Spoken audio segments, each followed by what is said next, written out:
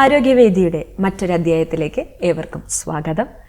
ഇന്ന് നമ്മോടൊപ്പം ഉള്ളത് ഓറൽ ഡയഗ്നോസ്റ്റീഷ്യനും മാക്സിലോഫേഷ്യൽ റേഡിയോളജിസ്റ്റുമായിട്ടുള്ള ഡോക്ടർ അപർണ എം ആണ്.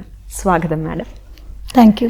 ഇപ്പം നമ്മൾ MBBSൻ്റെ ഒരു PG ചെയ്യുകയാണെങ്കിൽ നമ്മൾ പല മേഖലകളിൽ ചെയ്യുമല്ലോ. ഇപ്പം ഒരു പീഡിയാട്രീഷ്യൻ ഉണ്ടാവും, അല്ലെങ്കിൽ ഗൈനക്കോളജിസ്റ്റ്, അങ്ങനെ പല മേഖലകളിലുണ്ട്.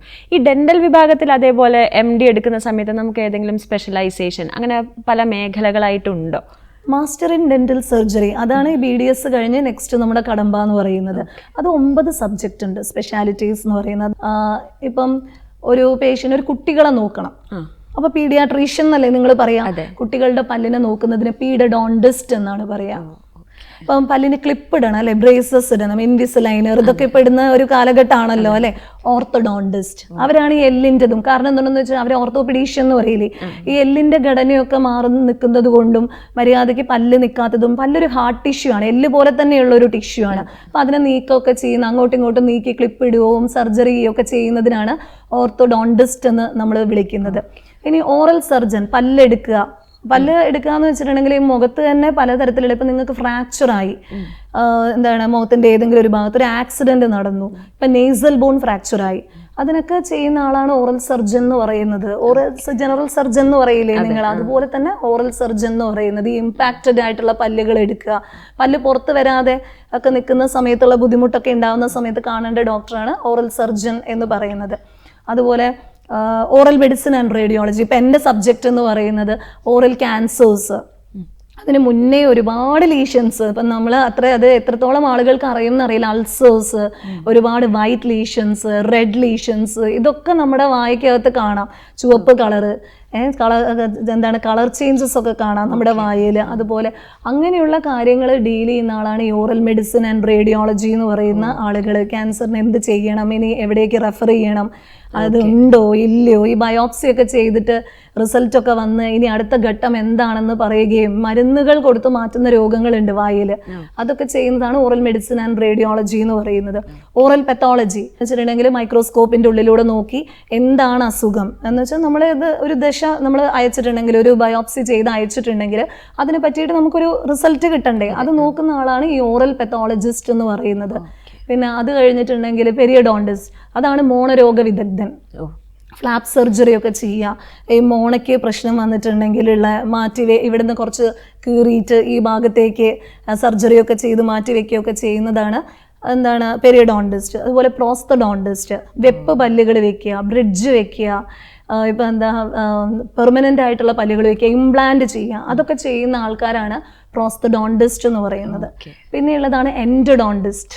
എൻഡഡോണ്ടിസ്റ്റ് എന്ന് പറയുന്നത് നിങ്ങളുടെ റൂട്ട് കനാൽ ട്രീറ്റ്മെന്റ്, അതാണല്ലോ ഏറ്റവും ഫേമസ് അല്ലേ. പല്ലടയ്ക്കുക, റൂട്ട് കനാൽ ചെയ്യുക, അതൊക്കെ ചെയ്യുന്നവരാണ് ഈ എൻഡഡോണ്ടിസ്റ്റ് എന്ന് പറയുന്നവർ. പിന്നെ പൊതുവായിട്ട് കമ്മ്യൂണിറ്റിക്ക് വേണ്ടി വർക്ക് ചെയ്യുന്നവർ, ക്യാമ്പുകൾ നടത്തുക, അതിനെ പറ്റിയിട്ടുള്ള വിവരണം കൊടുക്കുക, എന്തൊക്കെയാണ് ശുചിയായി വൃത്തിയാക്കാനും മറ്റു കാര്യങ്ങൾക്കും നമ്മളെ മോട്ടിവേറ്റ് ചെയ്യുക, അതൊക്കെ ചെയ്യുന്ന ആളുകളാണ് പബ്ലിക് ഹെൽത്ത് ഡെന്റിസ്ട്രി എന്ന് പറയുന്നത്, കമ്മ്യൂണിറ്റി ഡെന്റിസ്റ്റ് എന്ന് പറയുന്നത്.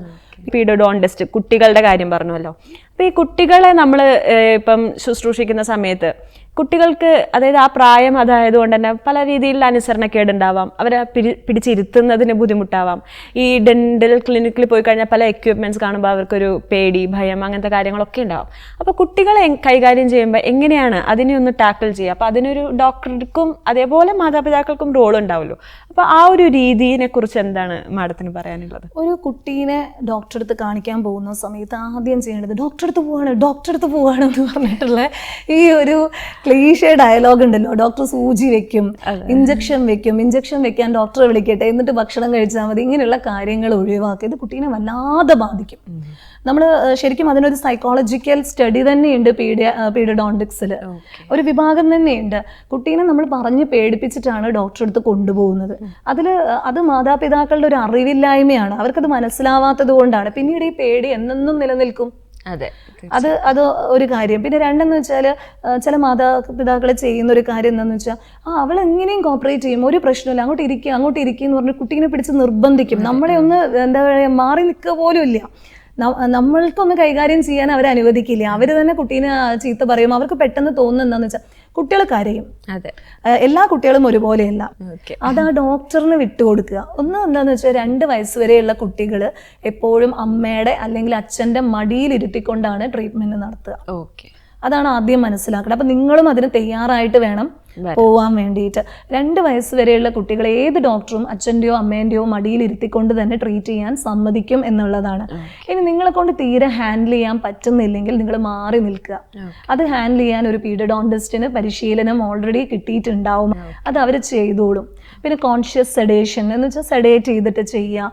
അല്ലെങ്കിൽ ചിലവർ ചിലപ്പോൾ നമുക്ക് ഒന്ന് ഒച്ച റേസ് ചെയ്യേണ്ടിയൊക്കെ വരും. ചില കുട്ടികൾ ഒരു ഒറ്റ, അതിനെ നമ്മൾ പറയുക വോയിസ് കൺട്രോൾ എന്നാണ്. എന്ന് വെച്ചാൽ ഒന്ന് ഒച്ച റേസ് ചെയ്താൽ ചിലർ പേടിച്ചിട്ട് ഇങ്ങനെ പിന്നെ മിണ്ടാതിരുന്നോളും. അപ്പൊ അതൊക്കെ പീഡിയോഡോണ്ടിസ്റ്റ് ചെയ്തോളും. ഈ ഓവറായിട്ട് ഇടപെടുമ്പോഴാണ് ഈ പ്രശ്നം വരുന്നത്. പിന്നെ എനിക്ക് കുട്ടികളുടെ കാര്യത്തിൽ പറയാനുള്ളത് എന്താന്ന് വെച്ചാൽ ഈ പാൽപ്പല്ലുകൾ പോകുന്നതാണ്. പക്ഷേ അതുകൊണ്ട് അത് പരിചരിക്കാതിരുന്നാൽ അതിന് അതിൻ്റെതായ ഭവിഷ്യത്തുകളും ഉണ്ട്. കാരണം ഒരു പാൽപ്പല്ല് വന്നു അത് മുഴുവനായി കേടായി അതിൻ്റെ വേര് വരെ കേടാവുമ്പോൾ അടുത്ത പല്ല് ഓൾറെഡി ഫോം ചെയ്തതിൻ്റെ ഉള്ളിലുണ്ട്. അതിനെ ഇത് വല്ലാതെ ബാധിക്കും. പിന്നെ ചിലവർ പറയും പോകുമ്പം പോകട്ടെ, അതിന് സാരമില്ല, പറിക്കേണ്ട, കുറച്ച് കഴിഞ്ഞിട്ട് അങ്ങനെ നിന്നാൽ മതി. അപ്പം ഈ പെർമനൻ്റ് ആയിട്ട് വരുന്ന പല്ലുകൾ മറ്റ് സ്ഥലങ്ങളിലാണ് വരിക. കാരണം അതിന് വരേണ്ട സമയമാകുമ്പോൾ അതെന്തായാലും ഇറപ്റ്റ് ചെയ്യും. പക്ഷേ അത് വേറെ സ്ഥലം നോക്കും. അപ്പോൾ അതിൻ്റെ കീഴ്ഭാഗത്തേക്കോ അല്ലെങ്കിൽ ബക്കൽ സൈഡ് എന്നൊക്കെ നമ്മൾ പറയും, ഒന്നെങ്കിലും മുന്നിലേക്കോ പിന്നിലേക്കോ ഒക്കെ ആയിട്ട് ഇങ്ങനെ ചെരിഞ്ഞിട്ടൊക്കെ വരുന്നത് ഈ പല്ല് പോയിട്ട് അതിന് സ്പേസ് കിട്ടാത്തത് കൊണ്ടാണ്. ഇനി ചില പല്ലുകൾ വീണിട്ട് പൊട്ടും, അല്ലെങ്കിൽ ചില പല്ലുകൾ നേരത്തെ പോകും. അപ്പോൾ ഒരു ഡോക്ടറെ പോയി കാണിക്കുക. കാരണം അതിൻ്റെതായ അപ്ലയൻസസ് ഇട്ടിട്ട് ആ സ്ഥലം നമ്മൾ ഇനി അടുത്ത അതേ പല്ല് വരാൻ വേണ്ടി നമ്മൾ വെയിറ്റ് ചെയ്യണം. അങ്ങനെ വെയിറ്റ് ചെയ്തില്ലെങ്കിൽ വേറെ പല്ലായിരിക്കും ആ സ്ഥാനത്ത് വരിക. അപ്പം ഇങ്ങനെ അതുപോലെ കുട്ടികളുടെ ചില ഹാബിറ്റ്സ്, ഇപ്പം കുട്ടികൾ നാക്കുകൊണ്ട് പല്ലുന്തുക, അല്ലെ രാത്രി വായ തുറന്ന് കിടന്നുറങ്ങുക, വല്ലാതെ ഒച്ചയുണ്ടാക്കുക, അങ്ങനെയുള്ള ഹാബിറ്റ്സ് ഒക്കെ കാണുന്ന സമയത്തും നമ്മൾ ഡോക്ടറെ ചെന്ന് കാണേണ്ടതായിട്ടുണ്ട്. അവരതിനുള്ള അപ്ലയൻസ് വരും. അല്ലെങ്കിൽ കോടി പിടിച്ചു പോവുക, ജന്മന ഇങ്ങനെ കോടി പിടിച്ചു പോവുക, മുഖം ഇങ്ങനെ ചെറുതായിട്ട് ഉണ്ടാവുക, അധികം പാലറ്റ് എന്ന് പറയും നമ്മൾ, മാക്സില എന്നാണ് ഈ എല്ലിന് പറയുന്നത്, മാൻഡിബിൾ എന്നാണ് ഈ എല്ലിന് പറയുന്നത്. അപ്പം മുകളിലത്തെ എല്ലിങ്ങനെ ചെറുതായിട്ടുള്ളത്, അവിടെ പല്ല് വരാൻ സ്ഥലമില്ല. ഇങ്ങനെയുള്ള കാര്യങ്ങളൊക്കെ നിങ്ങൾ എന്ത് ചെയ്യണം?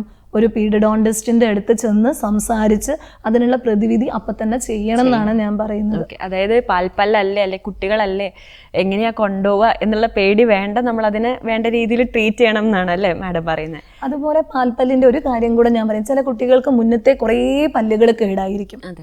അപ്പം ഈ ചോക്ലേറ്റ് തിന്നുന്നത് കൊണ്ടാണ്. പിന്നെ ചില അമ്മമാര് പറയുന്നോട് ചോക്ലേറ്റ് തിന്നാറേ ഇല്ല, അവരെ നോക്കുമ്പോൾ ഇത് എത്രയോ കുറവാണ് ചോക്ലേറ്റ്സ് തിന്നുന്നത് എന്നൊക്കെ പറയുന്ന അമ്മമാരുണ്ട്. അപ്പൊ എനിക്ക് അവരോട് പറയാനുള്ളത് എന്താന്ന് വെച്ചാല്, ചോക്ലേറ്റ്സ് തിന്നുന്നത് കൊണ്ട് മാത്രമായിരിക്കില്ല, പാരമ്പര്യമായിട്ട് ഇവർക്ക് ഈ അസ്കേരീസ്, കാവിറ്റീസ് അത് വരുന്ന ഒരു സംഭവം ഇവർക്ക് ഉണ്ടാകും. ഒന്ന്.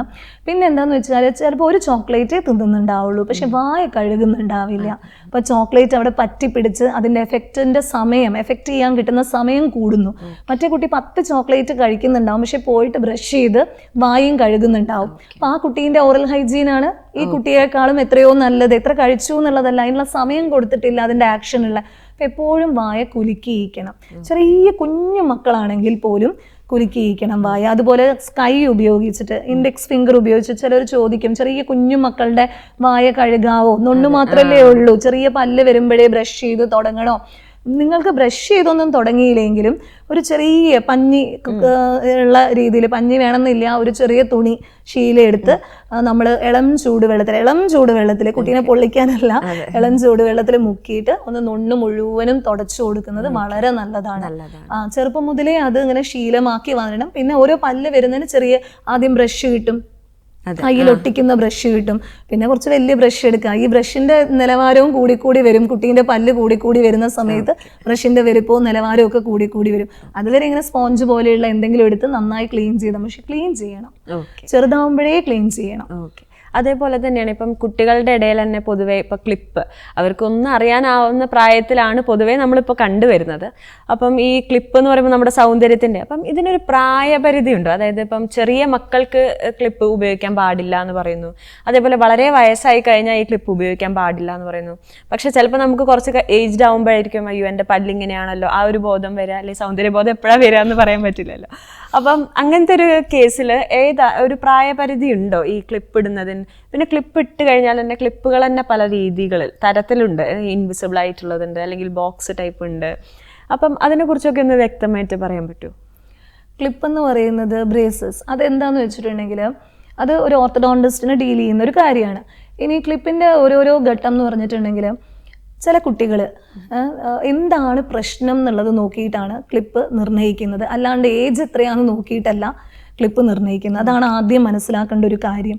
എന്ത് പ്രശ്നമാണ് ഒരു കുട്ടിക്ക്? ഇപ്പോൾ ഒരു പല്ല് മുഴുവനായിട്ട് തിരിഞ്ഞു നിൽക്കുകയാണ്, വന്നൊരു പല്ല് മുഴുവനായിട്ട് തിരിഞ്ഞു നിൽക്കുകയാണ്, അപ്പം തന്നെ പോയി ഒരു ഓർത്തഡോണ്ടിസ്റ്റിനെ കാണിക്കേണ്ടത് ഒരു ആവശ്യം നിങ്ങൾക്കുണ്ട്. ഓക്കെ. അതുപോലെ ഇങ്ങനെ താഴത്തെ പല്ലിങ്ങനെ, മുകളിലത്തെ പല്ല് മുഴുവനായിട്ട് ഇതിനെ കവർ ചെയ്ത് നിൽക്കുകയാണ്, നിങ്ങൾ ഉറപ്പായിട്ടും ഡോക്ടറെ അടുത്ത് പോകേണ്ടതുണ്ട്. അത് കാണുമ്പോൾ തന്നെ നിങ്ങൾ പോകണം. അതിന് ഡീപ്പ് ബൈറ്റ് എന്നാണ് പറയാം, ഇതിന് റൊട്ടേഷൻ എന്നാണ് പറയാം. ആദ്യം ഞാൻ പറഞ്ഞ കാര്യത്തിന് റൊട്ടേഷൻ എന്നാണ് പറയാം, ഇതിന് ഡീപ്പ് ബൈറ്റ് എന്നാണ് പറയാം. അല്ലെങ്കിൽ പല്ല് വരുന്നത് മുന്നിലാണ്, ചെറിയ ആദ്യം വന്ന പാൽപ്പല്ല് തന്നെ വരുന്നത് ഇത് മുകളിലത്തെ പല്ല് പിന്നോട്ടും താഴത്തെ പല്ല് മുന്നോട്ടുമാണ് എന്നിരിക്കട്ടെ. അങ്ങനെയാണെങ്കിലും നിങ്ങൾ അപ്പം തന്നെ എന്ത് ചെയ്യണം? ഒരു ഓർത്തഡോണ്ടിസ്റ്റിനെ പോയി കാണണം. അല്ലെങ്കിൽ കുട്ടിക്കൊരു ഹാബിറ്റ് ഉണ്ട്, ഒരു ഹാബിറ്റ് ഞാൻ നേരത്തെ പറഞ്ഞു, കുട്ടി നാക്കുകൊണ്ട് പല്ലിങ്ങനെ ഉന്തി വരുന്നു. പല്ല് തീർച്ചയായിട്ടും അതൊരു ഫോഴ്സാണ്, പല്ലിന് കണ്ടിന്യൂസ് നിങ്ങൾ കൊടുക്കുന്ന ഒരു ഫോഴ്സാണ്. പല്ല് ഉറപ്പായിട്ടും മുന്നോട്ട് പൊന്തി വരും. ഇങ്ങനെയുള്ള ഹാബിറ്റ്സ് കാണുമ്പോഴും നിങ്ങൾക്ക് ക്ലിപ്പ് ഇടുന്ന തന്നെ ഡോക്ടറെ അടുത്ത് പോയിട്ട് പറയാവുന്നതേ ഉള്ളൂ. ഇവരൊക്കെ തമ്മിൽ ഒരു മൾട്ടി സ്പെഷ്യാലിറ്റി എന്ന് പറയുന്നത് പോലെ അങ്ങോട്ടും ഇങ്ങോട്ടും റെഫർ ചെയ്യുകയും നിങ്ങൾക്ക് എന്തെങ്കിലും ആവശ്യം വരുമ്പോൾ അവർ തീരുമാനം എടുക്കുകയും ചെയ്യും. ഇനി സാധാ ഒരു പല്ലിങ്ങനെ പൊങ്ങി നിൽക്കുന്നു, പല്ലിങ്ങനെ ഒരു പല്ലിങ്ങനെ നിൽക്കുന്നു, ഒരു പല്ല് അങ്ങനെ നിൽക്കുന്നു, ഈ വളരെ സൂക്ഷ്മമായി നോക്കുന്നവർക്ക് ഫേഷ്യൽ പ്രൊഫൈൽ നമ്മളുടെ മുഖത്തിനനുസരിച്ച് ചേരുന്ന രീതിയിലാണ് നമ്മൾ ചെയ്യേണ്ടത്. ചിലവർക്ക് പല്ല് ഉന്തുന്നതൊരു ഭംഗിയാണ്, ചിലവർക്ക് മുഖം വളരെ ചെറുതാവുമ്പോൾ അങ്ങനെ നിൽക്കുന്നതായിരിക്കും നല്ലത്. ചിലവർക്കൊരു ചെറിയൊരു പല്ല് ഇവിടെ ഇങ്ങനെ, പണ്ട് എനിക്ക് തോന്നുന്നു മഞ്ജു വാര്യറിനൊക്കെ ഇങ്ങനെയല്ലേ എല്ലാവരും വളരെ ഫേമസ് ആയിരുന്നു, അത് എല്ലാവർക്കും ഭയങ്കര ഇഷ്ടമാണ്. അപ്പൊ അവർക്ക് അതൊരു ഭംഗിയാണ് ശരിക്കും പറഞ്ഞിട്ടുണ്ടെങ്കിൽ. അപ്പൊ സ്വയം തോന്നണം എന്നില്ല നമ്മൾ കണ്ണാടിന് മുന്നിൽ നിൽക്കും, പക്ഷെ പലരും വന്ന് എടുത്ത് പറഞ്ഞൊരു കാര്യം അങ്ങനെ ആക്കണവരുണ്ടായിരുന്നു, റൊട്ടേറ്റ് ചെയ്യണവർ. അങ്ങനെയുള്ളതല്ല ഞാൻ പറയുന്നത്. ശരിക്കും ഒരു ജെനുവിൻ പ്രശ്നം നിങ്ങൾക്ക് ഈ പല്ല് കൊണ്ടുണ്ട്, പല്ല് പൊങ്ങുന്നത് കൊണ്ടുണ്ട് എന്ന് കാണുമ്പം നിങ്ങൾ പോയി കഴിഞ്ഞാൽ അത് എപ്പോഴും അറിയാൻ പറ്റുകയെന്ന് വെച്ചിട്ടുണ്ടെങ്കിൽ ഈ പാൽപ്പല്ലൊക്കെ പോയിട്ട് അടുത്ത ഒക്ലൂഷൻ അടുത്തത് വരുമ്പോഴാണ് നിങ്ങൾക്ക് എന്താണ് യഥാർത്ഥത്തിൽ എൻ്റെ പല്ലിൻ്റെ ഘടന എന്ന് പറയാൻ പറ്റുന്നത്. അപ്പോൾ ആ ഏജിൽ എല്ലാ പെർമനന്റ് പല്ലുകളും വന്നൊരു സമയത്താണ് നിങ്ങൾ അതിന് പോകേണ്ടത്. പക്ഷെ നിങ്ങൾ വന്ന ഉടനെ തന്നെ പോവുകയും വേണം. എന്ന് വെച്ചാൽ 12 വയസ്സ് 13 വയസ്സൊക്കെ ആവുമ്പം എല്ലാ പല്ലുകളും വരും. വിസ്ഡം ടൂത്ത് അല്ല കേട്ടോ ഞാൻ പറയുന്നത്, 3ാമത്തെ അണപ്പല്ലൊഴിച്ച് ബാക്കി എല്ലാ പല്ലുകളും വന്ന് കഴിയുന്ന സമയത്ത് നിങ്ങൾക്കൊരു ഓർത്തോഡോണ്ടിസ്റ്റിൻ്റെ അടുത്ത് ചെന്നിട്ട് പറയാം, ഇങ്ങനെ പല്ല് പൊങ്ങിയത് ഞങ്ങൾക്ക് അതൊരു ബുദ്ധിമുട്ടാണ്, അല്ലെങ്കിൽ പല്ലിന് റൊട്ടേഷൻ ഉണ്ട്, അല്ലെങ്കിൽ പല്ലിത്തിരി ഇങ്ങനെ വിടവ് പോലെയൊക്കെ ഉണ്ട്, അതൊക്കെ ഞങ്ങൾക്ക് ബുദ്ധിമുട്ടുണ്ട്, ഒരു ഫേസിന് ചേരാത്തത് മാതിരി ഉണ്ട് എന്ന് പറഞ്ഞ് നിങ്ങൾക്ക് കാണിക്കാം. അപ്പം അദ്ദേഹം നിങ്ങളുടെ എല്ലിൻ്റെ ഗ്രോത്ത്, പല്ലിൻ്റെ ഗ്രോത്ത്, പല്ല് വന്ന രീതി എല്ലാം നോക്കിയിട്ടേ ഒരു ട്രീറ്റ്മെൻറ്റ് നിശ്ചയിക്കുള്ളൂ. പലർക്കും പറ്റുന്ന ഒരു പ്രശ്നം ഞാൻ കാണുന്നത്, ഇപ്പം നിങ്ങളുടെ പല്ലിന് ഒരു ട്രീറ്റ്മെൻറ്റ് എടുക്കുന്നു, അതേ ഡോക്ടർ എന്നോട് പറയുന്നു ഇല്ല നിങ്ങൾക്ക് കുഴപ്പമൊന്നുമില്ല, നിങ്ങളൊരു 14 വയസ്സിൽ വന്നാൽ മതി എന്ന് പറയുമ്പോഴേക്ക് രക്ഷകർത്താക്കൾ ഭയങ്കര ബയാസ്ഡ് ആവുകയാണ്, ആ ഡോക്ടർ കൊള്ളില്ല, അതെന്താ അവരോട് വരാൻ പറഞ്ഞു ഞങ്ങളോട് വരാൻ. കാരണം നിങ്ങൾക്ക് രണ്ടുപേർക്കും 2 പ്രശ്നങ്ങളാണ്. ഹെറിഡിറ്ററിലി നിങ്ങൾക്ക് എപ്പോൾ പല്ല് വന്നു എന്നുള്ളതും നിങ്ങളുടെ മറ്റു കാര്യങ്ങളും എല്ലാം നോക്കിയിട്ടാണ് നിങ്ങളുടെ ചികിത്സ നിർണ്ണയിക്കുന്നത്. എൻ്റെ ചികിത്സ വേറെയാണ്, അതുകൊണ്ടാണ് വേറെ വയസ്സിൽ വന്നാൽ മതി എന്ന് പറയുന്നത്. ചിലപ്പം അത് ഓരോരുത്തർക്കും വ്യത്യാസമാണ്. ഈ ഒക്ലൂഷൻ എന്ന് പറയുന്നതും ഫേഷ്യൽ പ്രൊഫൈൽ എന്ന് പറയുന്നതൊന്നും സെയിം അല്ല, ഓരോരുത്തർക്കും വ്യത്യാസമാണ്. പിന്നെ രണ്ടാമത് എനിക്ക് തോന്നിയിട്ടുള്ളത് എന്താണെന്ന് വെച്ചിട്ടുണ്ടെങ്കിൽ രക്ഷകർത്താക്കളുടെ ഒരു പ്രശ്നം, ഈ കുട്ടിക്ക് 1 കൊല്ലമേ എടുത്തിട്ടുള്ളൂ, എനിക്ക് 2 കൊല്ലമായിട്ട് ഇതൊന്നും ശരിയായിട്ടില്ല. അപ്പോഴും നമ്മൾ മനസ്സിലാക്കേണ്ടത് എന്താണെന്ന് വെച്ചാൽ നമ്മളുടെ പ്രശ്നം തീർന്നിട്ടില്ല, ആ കുട്ടിയുടെ പ്രശ്നം അത്രയും വലുതായിരുന്നില്ല. ചിലപ്പം ഒരുപോലത്തെ കാര്യങ്ങളായിരിക്കും നിങ്ങൾ പറയുന്നത്, പക്ഷേ നിങ്ങളുടെ ഘടനയും കൂടെ നോക്കണ്ടേ, എല്ലിൻ്റെ ഘടനയും പല്ലിൻ്റെ ഘടനയും ഒക്കെ നോക്കിയിട്ടാണ്, നിങ്ങളുടെ ശരീരഘടനയൊക്കെ നോക്കിയിട്ടാണ് എന്ത് എടുക്കുന്നത്, ഒരു ഓർത്തോ ട്രീറ്റ്മെൻറ്റ് നടക്കുന്നത്. അപ്പം ഇത്ര സമയത്തിനുള്ളിൽ അവർക്ക് തീർന്നു, അതുകൊണ്ട് എനിക്ക് തീരണം എന്ന് വാശി പിടിച്ചിട്ട് യാതൊരു വിധത്തിലുള്ള കാര്യവുമില്ല. പിന്നെ ഇത് കഴിഞ്ഞില്ല റീറ്റെയിനേഴ്സ്, അലൈനേഴ്സ് അല്ല റീറ്റെയിനേഴ്സ്, ഈ ട്രീറ്റ്മെൻറ്റ് കഴിഞ്ഞിട്ട് ഉപയോഗിക്കുന്ന, അല്ലെ 1 കൊല്ലം നമ്മൾ ശരിക്കും ഫിക്സ്ഡ് ആയിട്ടുള്ള അപ്ലയൻസസ് ഇട്ട് കഴിഞ്ഞിട്ട് ഡോക്ടർ പറയും നിങ്ങളോട് ടെമ്പററി ആയിട്ട് റീറ്റെയിനേഴ്സ് ഇടാൻ, അല്ലെ ഒറ്റക്കമ്പി എന്ന് പറയുന്നത് ആളുകൾ രാത്രി ഇടാൻ പറയും, അല്ലെങ്കിൽ പകലിടാൻ പറയും. ഇത് എത്ര പേരിടുന്നു എന്ന് അപേക്ഷിച്ചും കൂടിയാണ് ഈ കാര്യങ്ങൾ. അപ്പോൾ കുറച്ച് നമ്മുടെ കയ്യിലും കൂടിയാണ്. നമ്മൾ വൃത്തിയായി സൂക്ഷിക്കുക, ക്ലിപ്പ് പൊട്ടിക്കാതിരിക്കുക, കറക്റ്റ് സമയത്ത് അത് ടൈറ്റ് ചെയ്യാൻ പോവുക, അതിനൊക്കെ ഒരു അവസരമുണ്ട്. എന്ന് വെച്ചിട്ടുണ്ടെങ്കിൽ ഇത്ര സമയത്തിനുള്ളിൽ വരണം എന്ന് പറയുന്നത് ഇത് റീബൗണ്ട് ചെയ്യുന്ന സമയവും എല്ലാം നോക്കിയിട്ടാണ്. ഇതിനെ ആക്ടിവേറ്റ് ചെയ്യുകയാണ് ചെയ്യുന്നത്. ഓരോ പ്രാവശ്യവും ആ ഫോഴ്സിനെ ആക്ടിവേറ്റ് ചെയ്യുകയാണ് ചെയ്യുന്നത് നിങ്ങൾ പോകുമ്പോൾ. അപ്പം നിങ്ങൾ പോവാതിരുന്നിട്ട് പിന്നെ ഇത് ശരിയായില്ല എന്ന് പറയുന്നതിൽ കാര്യമില്ല. അതുപോലെ റീറ്റെയിനേഴ്സ് ഉപയോഗിക്കാൻ പറഞ്ഞാൽ കുട്ടികൾക്ക് മടിയാണ്, ക്ലിപ്പ് ഊരി, അപ്പൊ അതിന്റെ സന്തോഷം. ഇനിയിപ്പോ ഈ ഒറ്റക്കമ്പി ഇട്ട് ഇനിയും എല്ലാരെയും കാണിക്കാൻ ഇത്രയൊക്കെ, അപ്പൊ ഒറ്റക്കമ്പി ഇടുമ്പോൾ എല്ലാ ഫോട്ടോസിലും കാണുന്നുണ്ടല്ലോ, ഞാൻ രാത്രി ആരും കാണാത്തപ്പെട്ടോളാം, അങ്ങനെയുള്ള കാര്യങ്ങളൊക്കെ വരുമ്പം നിങ്ങൾ ആ ഒരു ഈ ഫോഴ്സ് ബാലൻസ് ചെയ്യാൻ വേണ്ടിയിട്ടാണ് ഈ അപ്ലയൻസസ് ഉപയോഗിക്കുന്നത്. അത് കറക്റ്റ് ബാലൻസ് ചെയ്ത് കൊടുക്കാൻ നിങ്ങൾക്ക് പറ്റിയില്ലെങ്കിൽ നിങ്ങളുടെ ട്രീറ്റ്മെന്റ് ഫെയിലിയർ ആവും എന്നുള്ളത് 100% ഷുവറാണ്. വളരെ കോമൺ ആയിട്ട് കാണുന്നതാണ് ഈ റൂട്ട് കനാൽ ട്രീറ്റ്മെന്റ് എന്ന് പറയുന്നത്. എല്ലായിടത്തും മിക്ക ആൾക്കാരും ഒരു തവണയെങ്കിലും ജീവിതത്തിൽ ചെയ്തിട്ടുണ്ടാവും എന്നാണ് എനിക്ക് തോന്നുന്നത്. അപ്പോൾ ഈ റൂട്ട് കനാൽ, അതേപോലെ പല്ല് പറിക്കുക, ഈ റൂട്ട് കനാൽ ചില ഡോക്ടേഴ്സിൻ്റെ അടുത്ത് പോകുമ്പോൾ പറയും റൂട്ട് കനാൽ ചെയ്താൽ മതി എന്ന് പറയും. ചില സിറ്റുവേഷനിൽ അവർ പറയും ഇല്ല ഈ പല്ല് പറിക്കണം എന്ന് പറയും. അതേപോലെ തന്നെയാണ് ഈ പല്ല് പറിക്കുമ്പോഴും റൂട്ട് കനാൽ ചെയ്യുമ്പോഴും ചില ഡോക്ടേഴ്സ് നമ്മളോട് എക്സ്റേ എടുക്കണം എന്നൊക്കെ പറയാറുണ്ട്. അപ്പോൾ ഈ റൂട്ട് കനാൽ എപ്പോൾ ചെയ്യണം, അല്ലെങ്കിൽ ഏത് അവസരത്തിലാണ് നമ്മൾ ആ പല്ല് തന്നെ പറിക്കണം എന്ന് പറയുന്നത്? അതെന്താ പറയുക, ഈ മുകളിലെ പല്ല് പറിക്കുമ്പോൾ ചിലപ്പോൾ നെർവ് കട്ടാവുമോ, അത്തരത്തിലുള്ള പേടി കാര്യങ്ങളൊക്കെ പലരുടെ ഇടയിലുണ്ട്, കോമൺ ആയിട്ടുള്ളൊരു കാര്യമാണ്. അപ്പം ഏതൊരു സന്ദർഭത്തിലാണ് അങ്ങനെ ഒരു രീതി നമ്മൾ വേണ്ടത്, അല്ലെങ്കിൽ നമ്മൾ അത് ഉൾക്കൊള്ളേണ്ടത് എപ്പോഴാണ്? പല്ലിന് തന്നെ 3 ലെയേഴ്സ് ഉണ്ട്. ആദ്യത്തെ മുകളിലത്തെ ലെയറിന്റെ പേര് ഇനാമൽ, രണ്ടാമത്തെ ലെയറിന്റെ പേര് ഡെന്റിൻ, മൂന്നാമത്തെ ലെയറിന്റെ പേര് പൾപ്പ്. ഇങ്ങനെ 3 തരത്തിലുള്ള ലെയറുകളിലാണ് ഈ പുറത്ത് കാണുന്ന നിങ്ങളുടെ ഈ വെള്ള പല്ലുണ്ടല്ലോ, പല്ലിന്റെ ആ ക്രൗൺ എന്നാണ് അതിന് പറയാം. അതിൽ 3 ലെയർ ഉണ്ട്. ഇനാമലാണോ ആദ്യത്തേതാണോ കേടായിട്ടുണ്ടെങ്കിൽ അടയ്ക്കാം, വലിയ പ്രശ്നമില്ല. ഒരു സിമെന്റ് ഇട്ട് അത് അടച്ചു കഴിഞ്ഞാൽ അവിടെയുള്ള ഉള്ള ക്യാവിറ്റി ഒക്കെ റിമൂവ് ചെയ്ത് ഒരു സിമെന്റ് ഇട്ട് അടച്ചു കഴിഞ്ഞാൽ ആ പ്രശ്നം ശരിയാകും. ഇനി ഇനാമലും ഡെന്റിനും കൂടെ വന്നിട്ടുണ്ടെങ്കിൽ കുറച്ചും കൂടെ ഉള്ളിലോട്ട് പോകേണ്ടതായിട്ടുള്ള ഒരു ആവശ്യമുണ്ട്. അതുപോലെ തന്നെ നമുക്ക് മരുന്ന് വെച്ചിട്ട് അതിൻ്റെ മുകളിൽ ഈ സിമെന്റ് വെച്ച് അടയ്ക്കേണ്ടതൊക്കെ ആയിട്ടുള്ള ആവശ്യങ്ങളും ഉണ്ട്. ഇനി പൾപ്പിനെ ബാധിച്ചു ഉള്ളിലേക്ക് ആ വേര് എന്ന് വെച്ചിട്ടുണ്ടെങ്കിൽ ബ്ലഡ് വെസൽസും നെർവ്സും ഒക്കെയുള്ള ആ ഒരു ഭാഗത്തെ ബാധിച്ചിട്ടുണ്ട് എന്ന് അറിയുന്ന സമയത്ത് 2 ഓപ്ഷൻ നിങ്ങൾക്ക് അവർ തരുന്നതാണ്. കുറച്ച് പല്ലെങ്കിലും ബാക്കി ഉണ്ടാവണം അവിടെ. പിന്നെ എത്രത്തോളം കേടിനി വരാം, ഈ കേടിൽ നിന്നും നിങ്ങളെ രക്ഷിക്കാൻ പറ്റുമോ, ആ പറ്റും എന്ന് വിചാരിക്കുന്നത് കൊണ്ടാണ് ഡോക്ടർ പറയുന്നത് റൂട്ട് കനാൽ ട്രീറ്റ്മെന്റ് ചെയ്യണം. അങ്ങനെ ഒരു ഓപ്ഷൻ തരികയാണെങ്കിൽ ഞാൻ നിങ്ങളോട് പറയുന്നു, നിങ്ങൾക്ക് ആ പല്ല് പ്രിസർവ് ചെയ്യാൻ പറ്റുമെങ്കിൽ അതാണ് ഏറ്റവും നല്ലത്. പക്ഷെ നമ്മൾക്ക് ഒരിക്കലും ഒരു യഥാർത്ഥ പല്ലിന്റെ ഫങ്ഷൻ റെസ്റ്റോർ ചെയ്യാൻ പിന്നീട് പറ്റില്ല. അപ്പം നിങ്ങൾക്ക് അത് റെസ്റ്റോർ ചെയ്യാൻ അല്ലെങ്കിൽ കൺസേർവ് ചെയ്യാൻ അല്ലെങ്കിൽ പ്രിസർവ് ചെയ്യാൻ ഒരു അവസരം ഡോക്ടർ തരികയാണെങ്കിൽ ഗോ ഫോർ ഇറ്റ്. ഇനി ഡോക്ടർക്കും തോന്നുകയാണ് ഇത് അങ്ങനെ അങ്ങ് ഇല്ലാതെയായിട്ടുണ്ട്, ആണ് ഡോക്ടർ എന്ത് പറയുന്നത്, ഇനി ഇത് പറിച്ച് നമുക്ക് വേറെ ഒന്ന് വെച്ച് നമുക്ക് അതിന്റെ ഫംഗ്ഷൻ മാത്രം നടത്തിയിട്ട് പോകാം, ചവയ്ക്കാനും അതിനൊക്കെ വേണ്ടിയിട്ട് വേറൊരു പല്ല് വെക്കാം, ഇതിപ്പോൾ പറിച്ചോളൂ എന്ന് പറയുന്നത് ആ ഒരു ഘട്ടത്തിൽ എത്തുമ്പോഴാണ്. എക്സ്റേ എടുത്ത് അതിലെ ഇത് കാണാൻ പറ്റും. ഇതിനൊക്കെ നിറവ്യത്യാസങ്ങൾ ആ ഒരു ഡോക്ടറിനെ ഐഡന്റിഫൈ ചെയ്യാൻ പറ്റും. എക്സ്റേയിൽ ഇനാമലിന്റെയും ഡെന്റിന്റെയും പൾപ്പിന്റെയും ഇത് എത്ര എത്തി, എത്ര ആഴത്തിലുണ്ട്, പറിച്ചു കഴിഞ്ഞാൽ എന്തെങ്കിലും പ്രശ്നമുണ്ടോ, പറിക്കാതെ തന്നെ അടുത്ത 2 പല്ലിനെയും നിലനിർത്തിക്കൊണ്ട് ഇത് ചെയ്യാൻ പറ്റുമോ എന്നൊക്കെ ആലോചിക്കണമെങ്കിൽ നമ്മൾ എക്സ്റേസ് എടുക്കണം. അതൊരു ഇൻവെസ്റ്റിഗേഷൻ ടൂളായിട്ടാണ് എക്സ്റേനെ ഡെന്റിസ്ട്രിയിൽ കാണുന്നത്. എല്ലാ പല്ലിലും ഉണ്ട് ബ്ലഡ് വെസൽസ് ഉണ്ട്, നെർവ്സ് ഉണ്ട്, എല്ലാ സ്ഥലത്തും ഉണ്ട്, മുഖത്തെ എല്ലാ ഭാഗത്തും ഉണ്ട്. പല്ല് നമ്മുടെ മുഖത്തിന്റെ ഒരു ഭാഗം തന്നെയാണല്ലോ അല്ലെ, വായിക്കകത്ത് ഇരിക്കുന്നു എന്നുള്ളതേ ഉള്ളൂ. അത് ഞാൻ നിഷേധിക്കുന്നില്ല. എല്ലാ സ്ഥലത്തും ഉണ്ട്, നാക്കിനും ഉണ്ട്, നാക്കിന്റെ താഴെയും ഉണ്ട്, ഇവിടെ ഈ ഭാഗത്തൊക്കെ ഉണ്ട്, കഴുത്തിനൊക്കെ ഉണ്ട്. ഓരോ പല്ലിനും ഓരോരോ ഞരമ്പുകള്, ഓരോരോ രക്തക്കുഴലുകളൊക്കെ ഉണ്ട്. പക്ഷേ ഇതിനെ പ്രിസർവ് ചെയ്തുകൊണ്ട് തന്നെയാണ് നമ്മൾ ഈ പല്ല് പറിക്കുന്നത്. ലോക്കൽ അനസ്തേഷ്യ നമ്മൾ കൊടുക്കുന്ന അനസ്തേഷ്യ നെർവ്സിലേക്ക് തന്നെയാണ് കൊടുക്കുന്നത്, ഞരമ്പിലേക്ക് തന്നെയാണ് കൊടുക്കുന്നത്. അപ്പോൾ ആ ഭാഗത്തുള്ള ഞരമ്പ് തരിക്കുമ്പോൾ ആ പല്ലും അത് സപ്ലൈ ചെയ്യുന്ന പല്ലും തരിച്ചിരിക്കും. എന്നിട്ടാണ് നമ്മളത് പറിക്കുന്നത്. എന്ന് വെച്ചിട്ട് അത് എടുത്ത് കളയോ, ഞരമ്പ് കട്ട് ചെയ്ത് വലിച്ച് എടുത്ത് കളയൊന്നുമില്ല, അത് അവിടെ തന്നെ ഉണ്ടാവും. ആ തരിപ്പ് മാറുമ്പോൾ അത് അതിൻ്റെ നോർമൽ ഫംഗ്ഷനിലേക്ക് പിന്നീട് മൂവ് ഓൺ ചെയ്തോളും, ഒരു പ്രശ്നവും ഇല്ല. പല്ല് പറിക്കാതിരിക്കുമ്പോഴാണ് പിന്നീട് അത് ഉള്ളിലേക്ക് പോയി മറ്റ് അവയവങ്ങളെ കൂടി ബാധിച്ച അവസ്ഥകൾ വരെ ഉണ്ടായിട്ടുണ്ട്. ഓക്കെ. അപ്പോൾ ഈ വെപ്പുപല്ല് ഏത് സന്ദർഭങ്ങളിലാണ്? ഇപ്പം പലരും വെക്കുന്നുണ്ട്, ഏജ് ആവുന്നവർ മൊത്തം വെപ്പുപല്ല് വെക്കുന്നുണ്ട്, അല്ലെങ്കിൽ വല്ല ആക്സിഡൻസ് വന്നവർക്ക് ഒരു ഭാഗം മാത്രം വെക്കുന്നുണ്ട്.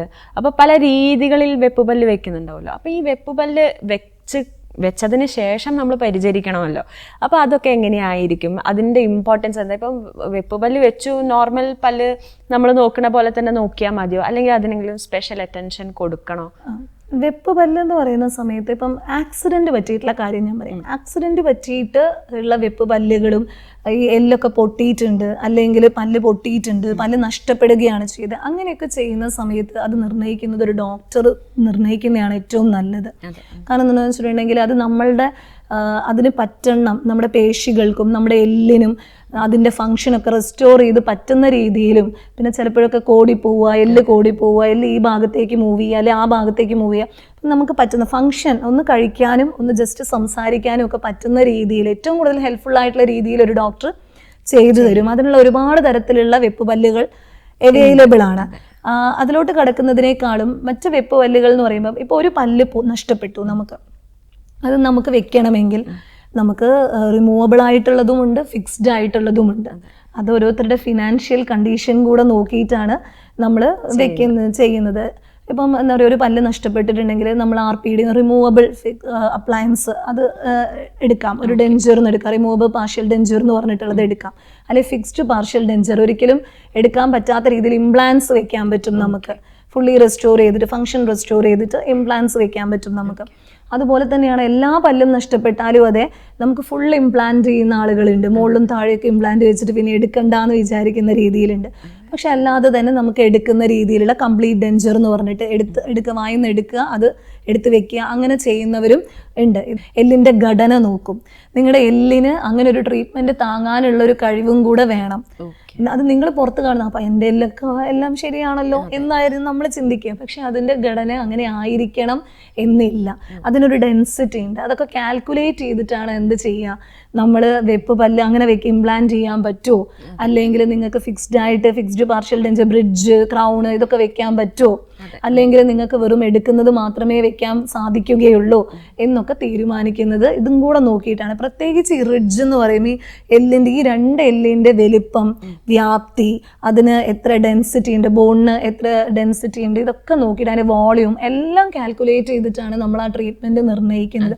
പിന്നെ ഇത് വൃത്തിയാക്കുന്ന രീതി, അത് ക്ലിപ്പിൻ്റെ കാര്യം പറഞ്ഞ പോലെ തന്നെയാണ്. എന്ന് വെച്ചാൽ എന്ത് കാര്യവും നമ്മൾ ഇപ്പം ഫിക്സ്ഡ് ആണെന്ന് വിചാരിക്കും. ഇപ്പം എൻ്റെ വായിൽ ഫിക്സ്ഡ് ആണ്, അപ്പം ഞാൻ എല്ലാ പല്ലും ചെയ്യുന്ന പോലെ തന്നെ അങ്ങ് ചെയ്താൽ പോരെ അല്ലേ? ഇതിനൊരു ഇത്തിരി സ്പെഷ്യൽ അറ്റൻഷൻ കൊടുക്കണം. പിന്നെ ഇതൊരു മെറ്റീരിയലാണ്, ഇതിന് ഇതിൻ്റെതായ സ്ട്രെങ്ത്, ഹാർഡ്നെസ്, റിജിഡിറ്റി, റെസിലിയൻസ് എന്നൊക്കെ പറഞ്ഞിട്ട് ഒരുപാട് കാര്യങ്ങൾ കാൽക്കുലേറ്റ് ചെയ്തിട്ടാണ് നമ്മൾ വെക്കുന്നത്. ഇന്നിപ്പോൾ ഒരു പല്ല് വെച്ചിട്ട് നാളെ നിങ്ങൾ ഒരു എല്ലിൻ്റെ കഷ്ണം എടുത്ത് കടിച്ചാൽ അത് പൊട്ടില്ല എന്ന് നമുക്ക് പറയാം. നമ്മൾ പറയും കഴിക്കാം, ഇറച്ചി കഴിച്ചോളൂ, അത് അധികം ഈ ഭാഗത്തൊന്ന് ചവയ്ക്കാതിരിക്കാൻ ശ്രമിക്കണേ, അധികം ഒരു എല്ല് പിടിച്ച് കടിക്കാതിരിക്കാൻ ശ്രമിക്കണേ എന്നൊക്കെ നമ്മൾ പറയും. പക്ഷെ ഇതൊക്കെ ആര് ചെയ്യണം? നമ്മൾ പേഷ്യൻസ് ചെയ്യണം. നമുക്കിത് പറയാവുന്നേ ഉള്ളൂ. അപ്പം ഇത് നമ്മൾ നന്നായി ശ്രദ്ധിക്കണം. ആ ഭാഗത്ത് വെച്ച് നമ്മൾ കഴിയുന്നത്ര പിന്നെ ലൈറ്റായിട്ട് കഴിക്കുക, ഇഷ്ടമുള്ള ഭക്ഷണം കുറച്ച് ലൈറ്റായിട്ട് കഴിക്കുക. ഈ പല്ല് വെക്കാത്ത ഭാഗത്ത് നിന്ന് കുറച്ചും കൂടെ ചവയ്ക്കാൻ ശ്രമിക്കുക. ആ ഭാഗം നന്നായി ക്ലീൻ ആവുന്നില്ലേ കുലുക്കുക. അതുപോലെ തന്നെ ഒരു ബ്രഷ് എടുത്തിട്ട് ആ ഭാഗം ഒന്ന് ജസ്റ്റ് അടിയിലും കൂടി ഒന്ന് ക്ലീൻ ചെയ്ത് കൊടുക്കുക.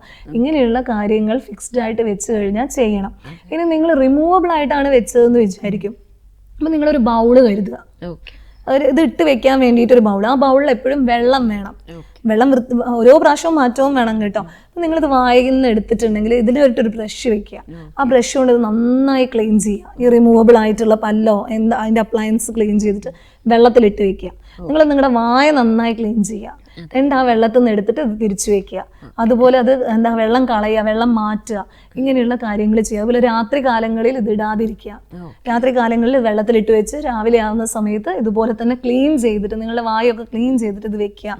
ഇങ്ങനെ പരിചരിച്ചില്ലെങ്കിൽ പൂപ്പല് വരും. ഓക്സിജൻ ഇത് എപ്പോഴും ഇടുന്ന ആളുകളൊക്കെ ഉണ്ട്. ഇപ്പം എനിക്ക് തന്നെ ഒരു പേഷ്യൻ്റ് ഉണ്ടായിരുന്നു. അവർ പറയുന്നത് എന്താണെന്ന് വെച്ചിട്ടുണ്ടെങ്കിൽ അവർക്ക് ഇത് ആരോടും അറിയിക്കണ്ട. ഓക്കെ, പല്ലില്ല എന്നുള്ളത് ആരോടും അറിയിക്കേണ്ട. അപ്പം ഇദ്ദേഹം പല്ല് ഊരേ ഇല്ല. അപ്പം അങ്ങനെ ആയപ്പം ജസ്റ്റ് ഭയങ്കര വേദനിക്കാൻ തുടങ്ങി. എന്താണ് കാര്യം എന്നറിയില്ല. അപ്പം നിങ്ങൾ മനസ്സിലാക്കേണ്ടത് ഇതൊരു മെറ്റീരിയൽ കൊണ്ട് ഉണ്ടാക്കുന്നതാണ്. ഈ പല്ലും ഈ പാലറ്റും തമ്മിൽ, അണ്ണാക്ക ആ ഭാഗവും തമ്മിൽ ഭയങ്കരമായിട്ട് അടുത്ത് നിൽക്കും. ഇതിൻ്റെ ഉള്ളിൽ ഓക്സിജൻ കയറില്ല. അപ്പോൾ ഇതിൻ്റെ ഉള്ളിൽ ഓക്സിജൻ കയറാതെ, ആ ടിഷ്യൂവിന് ഓക്സിജൻ വേണ്ടേ, ഇതിൻ്റെ ഉള്ളിൽ ഓക്സിജൻ കയറാതിരിക്കുന്ന സമയത്ത് ആദ്യം വരെ പൂപ്പലാണ്, പിന്നെ അൾസർ പോലെ വരും. ആ അൾസർ പിന്നീട് ഈവൻ ക്യാൻസർ ആയിട്ട് വരെ മാറാം. സോ ഓരോന്നിനും അതിൻ്റെ പരിരക്ഷ വളരെ ആവശ്യമാണ്. സമയപരിമിതി മൂലം നമ്മൾ ഈ അധ്യായം ഇവിടെ അവസാനിപ്പിക്കുകയാണ്. കൂടുതൽ വിശേഷങ്ങളുമായിട്ട് നമുക്ക് അടുത്ത അധ്യായത്തിൽ കാണാം. നമസ്കാരം.